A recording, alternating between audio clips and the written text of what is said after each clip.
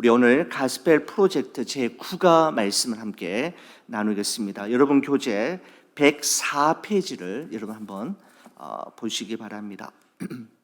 우리 신학적 주제가 이렇습니다.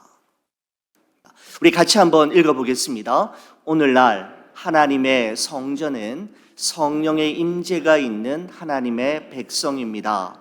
주의 백성은 주의 이름을 품고 주의 사역에 동참합니다 라고 되어 있습니다. 이 내용이 어떤 내용인지 오늘 본문의 말씀을 또 통해서 함께 살펴보겠습니다. 여러분 104페이지 보시면은 이런 표현이 있습니다. 서론 부분에 보시면 현재 세계에서 가장 높은 건물은 두바이의 부르즈 할리파로 알려져 있습니다 라고 하는, 여러분 첫 번째 문장 보이십니까? 여러분 바로 이 건물입니다. 두바이의 부르즈 할리파라고 하는 건물이 이 건물인데 여러분 아랍에미레이트의 수도인 두바이에 있습니다. 부르즈라고 하는 말은 탑이라고 하는 뜻이더라고요. 아랍어로 탑이고 할리파는 아랍에미레이트 대통령의 이름입니다. 그래서 대통령 할리파의 탑이라고 하는 뜻을 가지고 있는데, 세계에서 가장 높고 아랍에미레이트를 상징하는 대표적인 건물이라고 할 수가 있습니다. 층수를 보니까 163층, 높이가 828m입니다. 연면적이 서울 잠실운동장 56배 정도이니까 여러분 엄청나지요? 거기다가 이 건물이 아주 유명하게 된 이유 중에 또 하나의 이유는 여러분 우리 잘 아시는 우리 미션 임파서블 넘버 4 그 촬영지가 바로 여러분 바로 이 건물에서 있었습니다. 여러분 미션 임파서블 4 보셨나요? 이런 명작은 꼭 보셔야 되는 명작인데 그 영화가 바로 이 건물에서 촬영이 되었습니다. 무엇보다도 놀랍고 너무너무 자랑스러운 것은 이 부르즈 할리파 건물이 우리나라 삼성물산에 의해서 건축된 건물이라는 것이죠. 삼성에서 지었습니다. 6년 동안 건축한 결과물이라고 하죠. 현재 세계에서 가장 높은 건물인데, 여러분 이 건물이 저에게 또 의미가 있는 것은 무엇인가 하면은, 여러분 제가 아랍에미레이트에 다녀온 적이 있다라는 거 아닙니까? 믿기지 않는 그런 표정이신데, 여러분 제가 거기 갔었을 때에는 저 건물이 아직 짓기 전이었어요. 그래가지고 저 건물을 보진 않았는데 저 건물이 하여튼 아랍에미레이트에 두바이에 있다라는 것, 제가 또 그곳에 가본 적이 있다라는 거, 여러분 가본 적 없으시죠? 저는 가본 적이 있습니다. 여러분 그런데 오늘 여기 보니까 이 건물의 웹사이트에 보면 이 건물에 대해서 다음과 같이 소개하고 있다라고 이야기하는데, 여러분 책 한번 보시겠습니까? 책에 보시면은 부르즈 할리파 이 빌딩을 이렇게 소개하고 있는 것을 보게 됩니다. 104페이지 보십시오. 부르즈 할리파는 세계에서 가장 높은 건물일 뿐만 아니라 전례 없는 국제 협력의 장이며 진보의 상징이자 새롭고 역동적이며 번영하는 중동의 상징입니다. 또한 세계에서 두바이의 역할이 커지고 있음을 보여주는 확실한 증거이기도 합니다. 30년이 채 안 되어 이 도시는 지역의 중심에서 세계의 중심으로 탈바꿈했습니다. 이러한 성공은 석유 매장량이 아닌 인간의 재능과 독창성과 진취성에 달려 있는데, 부르즈 할리파가 그 비전을 구현해 낸 것입니다 라고 하는 것이 바로 이 건물을 소개하는 웹사이트에 기록이 되어 있다고 합니다. 직접 제가 웹사이트를 확인해 보지는 않았지만 이 교재의 설명에 의하면 그렇게 되어 있죠. 여러분 부르즈 할리파 여러분 단순히 세계에서 가장 높은 빌딩, 가장 높은 건물만이 아니라 이 건물이 지니고 있는 상징적인 의미와 메시지가 있는데, 바로 아랍에미레이트의 자존심, 자부심, 긍지심을 담고 있을 뿐만 아니라 한 나라의 미래와 비전을 제시해 주고 있는 건물이 바로 이 건물이라고 할 수가 있죠. 단지 세계에서 가장 높은 건물이라고 하는 것을 넘어서서 아주 높은 그런 상징을 가지고 있다라고 할 수가 있습니다. 우리가 오늘 이 본문의 말씀 속에서 한 건물을 보게 됩니다. 바로 솔로몬 성전이라고 하는 건물을 보게 되는데, 솔로몬이 왜 이 성전을 짓게 되었는지, 그리고 어떻게 해서 이 성전이 하나님의 집이라고 불려지게 되었는지, 그리고 하나님의 집인 성전은 어떤 곳인지에 대해 오늘 이 가스펠 프로젝트 우리 국가를 통해서 함께 살펴보고자 합니다. 어떤 상징과 어떤 의미를 가지고 있는지를 우리가 한번 살펴보겠다라는 말씀입니다. 여러분, 첫 번째 핵심 포인트가 여러분의 교재 105페이지에 있는데 이렇게 되어 있죠. 성전은 하나님의 이름을 모십니다 라고 되어 있습니다.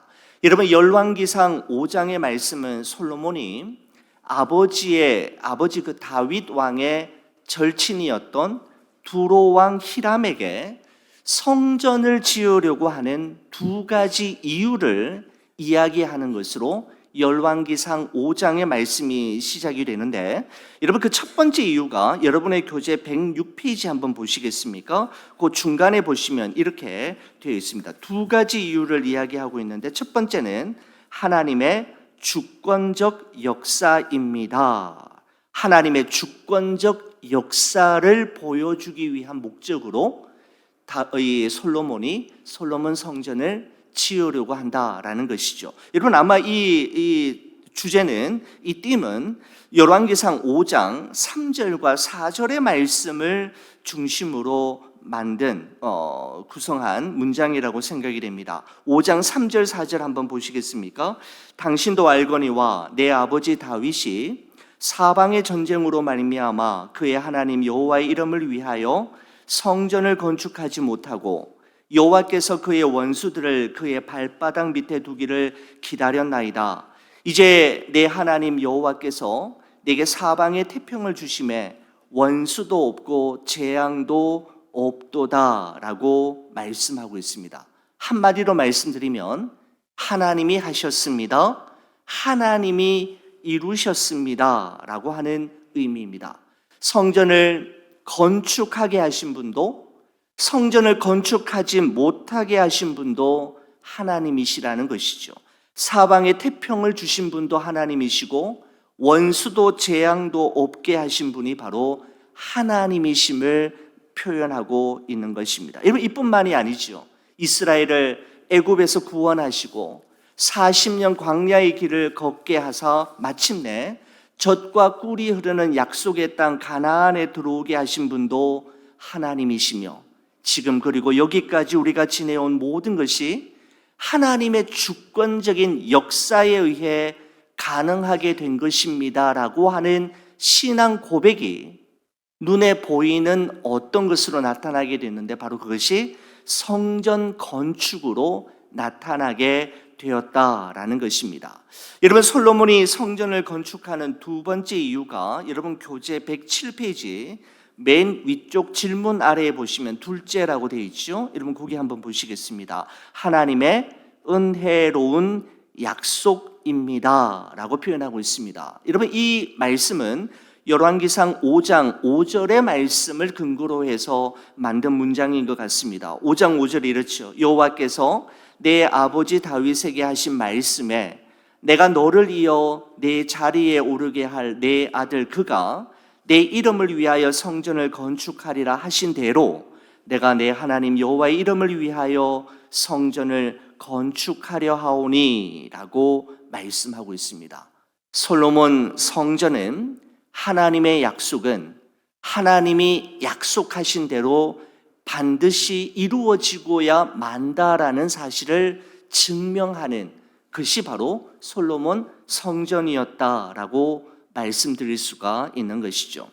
여러분, 솔로몬이 성전 건축을 시작한 지 7년 6개월이 거의 다 되어질 무렵 예루살렘 성전이 거의 완성될 즈음에 솔로몬은 대미를 장식할 2개의 기둥을 솔로몬 성전 앞에 세우게 되지 않습니까?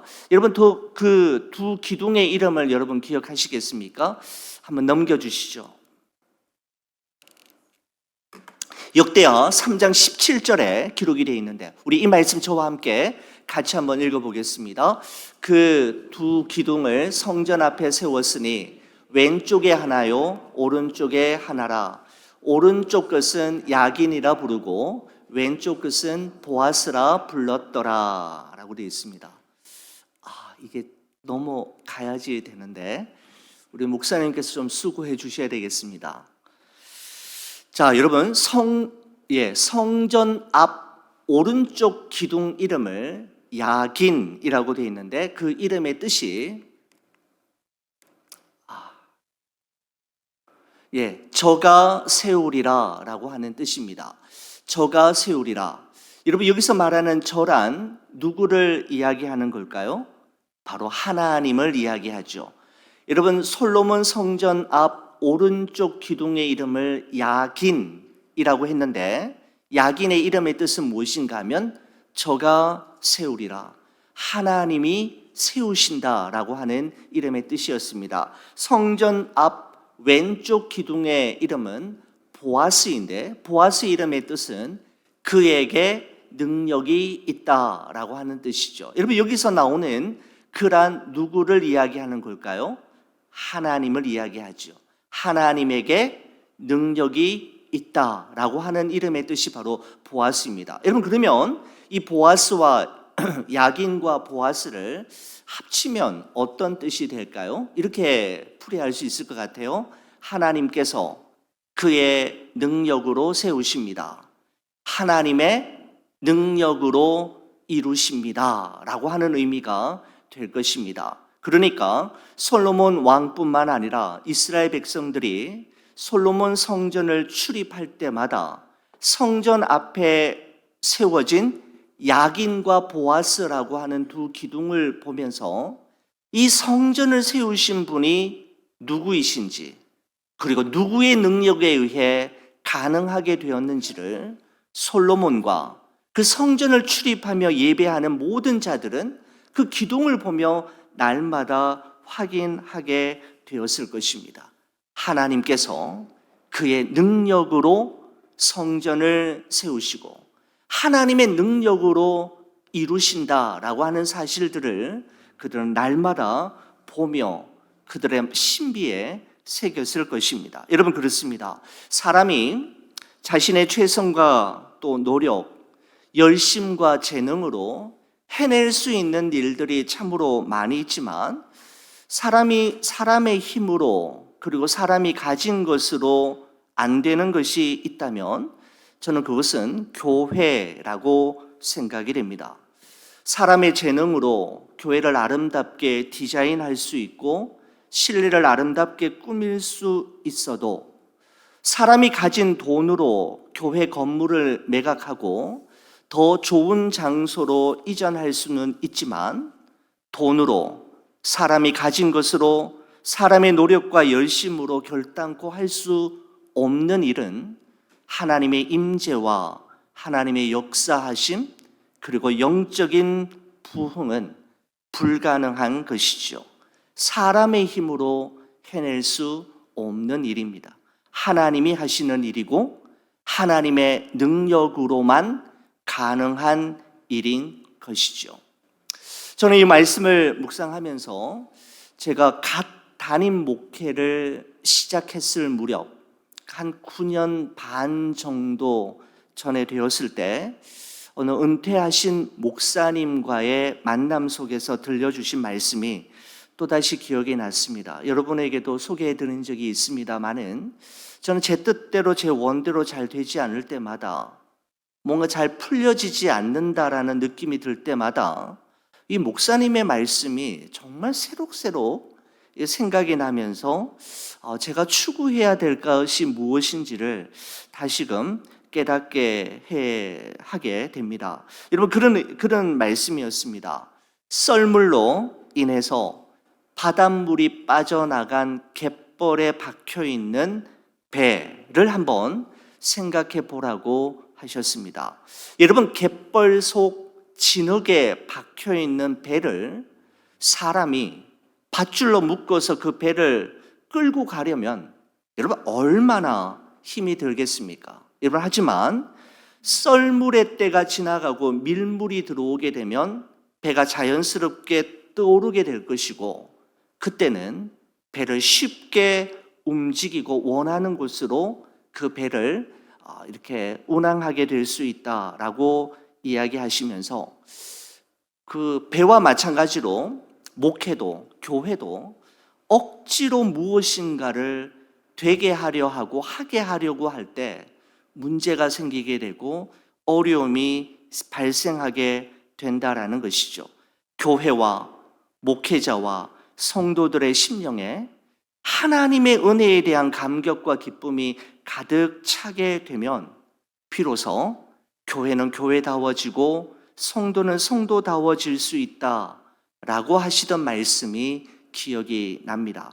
여러분, 그렇습니다. 교회의 교회됨과 교회의 참 부흥은 목회자와 그 교회 성도들의 역량과 그들이 가진 것으로 되게 하는 것이 아니라 하나님의 은혜로 되어지는 것이요, 하나님의 열심으로 이루어지는 것이죠. 우리가 되게 하고 만드는 것이 아니라 하나님의 은혜로 되어지는 것이고 이루어지는 것입니다. 바로 그들은 그 솔로몬 성전 앞에 세워진 야긴과 보아스의 두 기둥을 볼 때마다 우리가 아닌 하나님이 하실 것이며 우리의 능력이 아닌 하나님의 능력으로 반드시 세워질 것임을 그들은 확인했을 것입니다. 자, 두 번째 핵심 포인트 보시겠습니다. 두 번째 핵심 포인트는 여러분의 교재 107페이지 하단에 있는데요. 이렇게 되어 있습니다. 성전은 하나님의 임재가 있는 곳입니다 라고 되어 있죠. 열왕기상 8장 10절에서 14절의 말씀을 근거로 하고 있는데요. 여러분, 솔로몬은 예루살렘 성전이 완공되자 마지막으로 무엇을 하게 되느냐 하면 다윗성, 시온성이라고도 하죠. 다윗성에 안치해 두었던 하나님의 언약궤 법궤를 예루살렘 성전 안에 있는, 솔로몬 성전 안에 있는 지성소로 운반합니다. 언약궤가 없는 성전은 빈 껍데기에 불과하고 이방 신전과 다름없음을 솔로몬은 알고 있었기에 성전이 완성되었을 때 그가 마지막으로 했던 일은 다윗성에 있는 언약궤를 솔로몬 성전 안 지성소로 이동하는 것이었습니다. 여러분, 그 언약궤 안에 무엇이 들어있었을까요? 여러분, 열왕기상 8장 9절 말씀 한번 보시겠습니까? 오늘 본문은 8장 10절부터 되어 있는데 8장 9절에 보시면, 열왕기상 8장 9절에 보시면 이렇게 되어 있습니다. 그 궤 안에는 두 돌판 외에 아무것도 없으니 이것은 이스라엘 자손의 애굽 땅에서 나온 후 여호와께서 저희와 언약을 맺으실 때에 모세와 호렙에서 그 안에 넣은 것이더라 라고 말씀하고 있습니다. 여러분, 원래 이 언약궤, 법궤 안에는 그죠? 모세의 두 돌판 외에 무엇이 더 있었습니까? 아론의 쌍난 지팡이와 또 그 다음에는요, 만나를 담은 항아리가 있었지 않습니까? 여러분, 그런데 열왕기상 8장 9절에 보니까 그 외에는 무엇만 있었다고 말씀하고 있죠? 두 돌판만 있었다. 두 돌판 외에는 아무것도 없었다라고 말씀하고 있습니다. 무슨 연유 때문에 나머지 두 개, 그러니까 아론의 쌍난 지팡이와 만나를 담은 항아리가 없어졌는지 알 수 없지만 한 가지 분명한 것은 이것입니다. 하나님의 계명이 새겨진 두 돌판, 하나님의 말씀은 사라지지 않았다라고 하는 것이죠. 여러분, 예수님께서는 누가복음 21장 33절에 다음과 같이 말씀하셨습니다. 천지는 없어지겠으나 내 말은 없어지지 아니하리라 라고 말씀하셨습니다. 여러분, 여기서 말씀하는 천지란 하늘과 땅을 의미할 뿐만 아니라 하늘과 땅 사이에 존재하는 모든 것을 가리키는 것이 바로 천지인데, 하늘과 땅 사이에 존재하는 모든 것은 없어지고 사라지고 망할 때가 있지만 무엇만은 없어지지 않는다고요? 말씀, 하나님의 말씀, 예수 그리스도의 말씀만큼은 영원히 존재한다라고 예수님께서 말씀하셨습니다. 여러분, 한자어 중에 이런 말이 있습니다.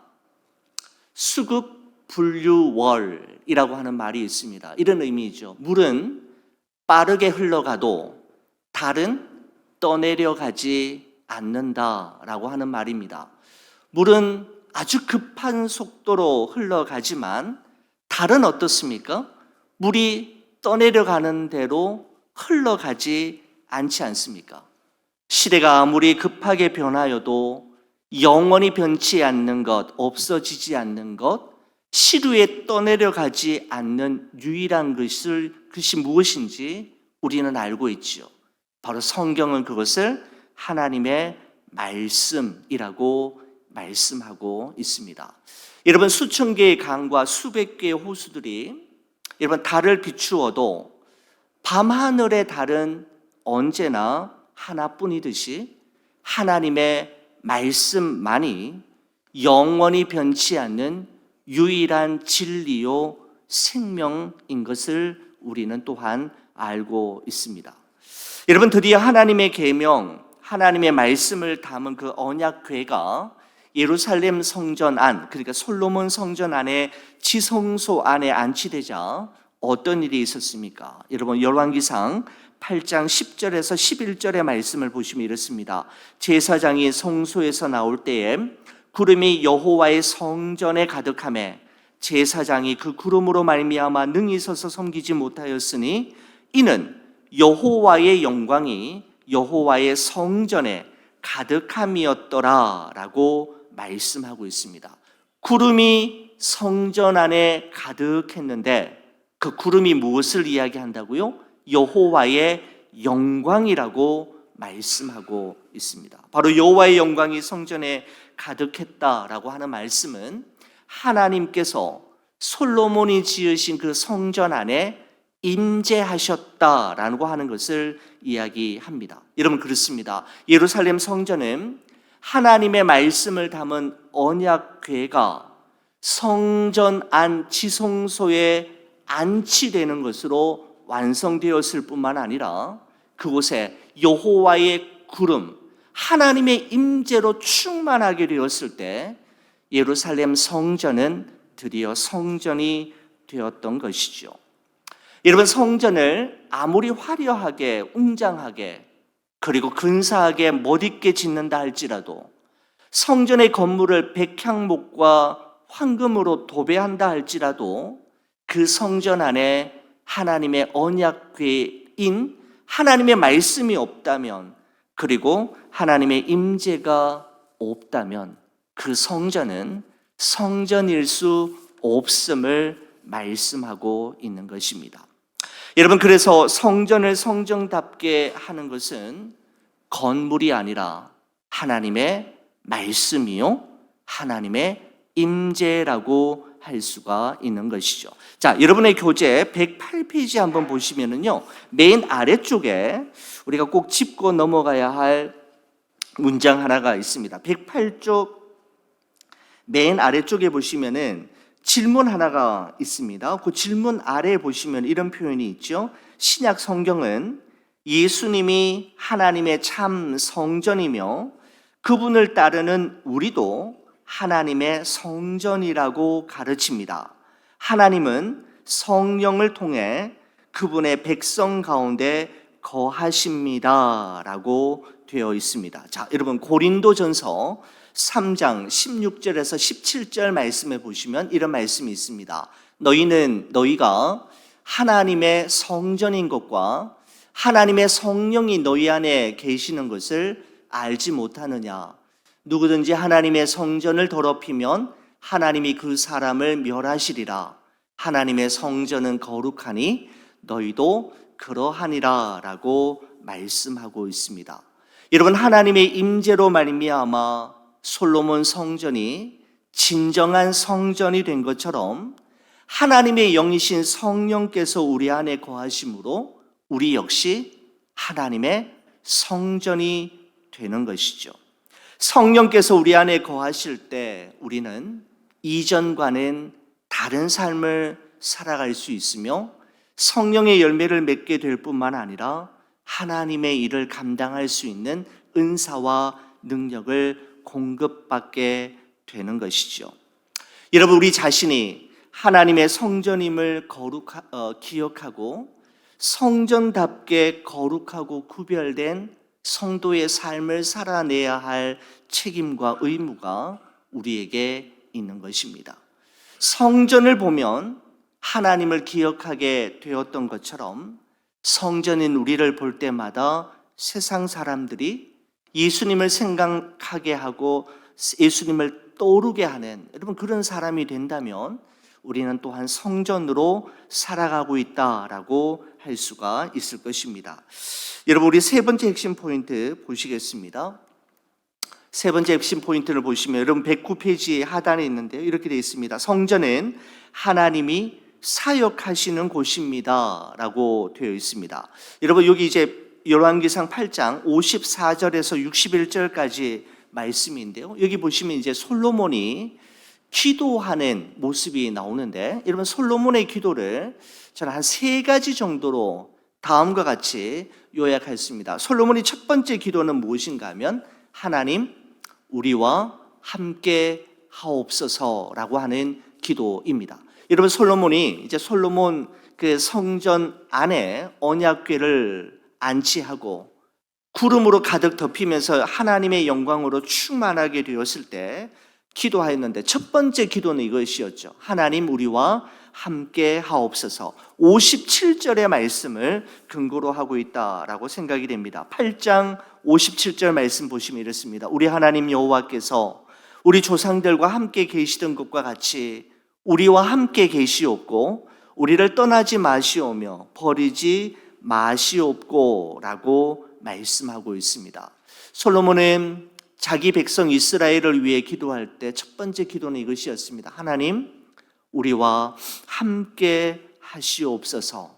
솔로몬은 분명히 알고 있었습니다. 그들의 조상 이스라엘이 광야 40년과 약속의 땅 가나안에서의 생활과 사사 시대를 거쳐 사울 왕과 다윗 왕의 역사를 보면서 하나님께서 이스라엘 백성들과 함께 하셨던 때와 멀리 하셨을 때, 그리고 이스라엘이 하나님을 바라보았던 때와 하나님을 등졌을 때의 결과가 어떠했는지를 솔로몬은 너무나도 잘 알고 있었던 것이죠. 그래서 그의 첫 번째 기도 제목은 이것이었습니다. 하나님 우리와 함께 하시옵소서. 우리가 하나님만 바라보게 하옵소서라고 하는 기도의 제목이었습니다. 여러분, 그렇습니다. 가장 큰 축복은 하나님께서 함께 하시는 삶이요 하나님께서 도우시는 삶임을 솔로몬은 깨달았던 것이죠. 두 번째 기도는 이것이었습니다. 하나님 우리의 마음을 붙잡아 주셔서 주의 길로 행하게 하소서라고 하는 기도 제목이었습니다. 58절의 말씀을 근거로 하고 있다라고 생각이 됩니다. 우리의 마음을 주께로 향하여 그의 모든 길로 행하게 하시오며 우리 조상들에게 명령하신 계명과 법도와 율례를 지키게 하시기를 원하오며 라고 되어 있습니다. 솔로몬은 우리의 마음과 생각을 하나님께서 꼭 붙잡아 주시고 우리의 마음을 붙들어 주셔서 주의 길로만 행하는 나와 우리 민족이 되게 하옵소서라고 기도하고 있는 것이죠. 솔로몬은 잘 알고 있었던 겁니다. 주께서 우리의 마음을 붙잡아 주시지 아니하시면, 주께서 우리를 지켜주시지 아니하시면 우리는 결단코 주의 길로 행할 수 없으며 주께 순종하는 삶을 살아갈 수 없음을 알고 있었기에 솔로몬은 무엇보다도 나의 마음을 붙잡아 주시고 우리 백성들의 마음을 꼭 붙잡아 주시기를 위해서 기도하고 있는 것입니다. 솔로몬의 세 번째 기도를 이렇게 요약할 수 있습니다. 하나님, 우리를 통해 하나님의 하나님 되심이 나타나게 하옵소서. 우리 60절 말씀을 근거로 하고 있다라고 생각이 되는데요, 이렇게 말씀합니다. 이에 세상 만민에게 여호와께서만 하나님이시고 그 외에는 없는 줄을 알게 하시기를 원하노라 라고 되어 있습니다. 하나님의 성전인 우리를 통해서 이 세상에 하나님의 임재와 하나님의 역사하심을 선명하게 드러내는 통로와 도구가 되게 하옵소서. 우리를 통해 하나님의 하나님 되심이 나타나게 하옵소서라고 하는 기도의 제목이라고 할 수가 있는 것이죠. 여러분, 이 세 가지 기도의 제목도 우리 교회의 기도 제목이요, 여러분과 저의 기도의 제목이 되기를 원합니다. 하나님, 우리와 함께 하시옵소서. 우리를 떠나지 마시옵소서. 하나님, 우리의 마음을 붙잡아 주셔서 끝까지 주의 길로만 행하게 하소서. 하나님, 우리를 통해 하나님의 하나님 되심이 선명하게 드러나게 하옵소서라고 하는 이 솔로몬의 기도야말로 우리의 기도의 제목이 되어야 할 것입니다. 저는 이 말씀을 준비하면서 시애틀 형제교회를 섬기시는 우리 권준 목사님의 책 중에 참 재미있게 보았던 책 제목이 이런 책이 있습니다. 교회만 다니지 말고 교회가 되라 라고 하는 책 제목이 좋아서 책을 이렇게 사서 읽었는데 목사님의 설교집이었습니다. 교회만 왔다 갔다 다니지 말고 교회가 되라. 무슨 말일까요? 바로 하나님의 살아계심을 너의 삶으로 증명하는 사람, 예수 그리스도가 삶으로 나타나는 그런 삶을 살아가는 그리스도인이 될 것을 권면하는 내용이었습니다. 여러분, 그렇습니다. 교회를 보면, 예루살렘 솔로몬 성전을 보면 하나님이 생각나고 하나님의 임재를 기억하게 되었듯이 세상 사람들이, 그리고 내가 아닌 다른 누군가가 우리를 볼 때 하나님을 생각나게 할 수 있다면, 우리와 함께 하시는 예수 그리스도를 떠올리게 만든다면 우리는 교회만 다니는 성도가 아닌 교회로 살아가는 성도일 것입니다. 자, 여러분, 오늘 교재 우리 마지막으로 한번 보시겠습니다. 여러분의 교재 112페이지 그리스도와의 연결이라고 되어 있는데요, 제가 PPT로 준비했습니다. 저와 함께 읽고 같이 기도하도록 하겠습니다. 같이 한번 보죠. 성전은 하나님의 하나님 되심을 열방에 알리기 위해 하나님의 이름이 높여지는 곳이었고 하나님의 임재가 경험되는 곳이었습니다. 예수님은 하나님의 성전된 자신에 관해 말씀하셨으며 자신의 삶과 죽음과 부활을 통해 하나님의 이름을 높이셨고 하나님의 임재를 구현하며 하나님의 사역을 확장하셨습니다 라고 되어 있습니다. 여러분과 저의 삶을 통해서도 하나님의 이름이 높임을 받으시고 하나님의 임재가 구현되어지며 여러분과 저의 삶을 통해 하나님의 사역이 보다 더 확장되어지는 진정한 교회로 살아가는 여러분과 제가 되기를 간절히 바랍니다. 우리 시간에 다 함께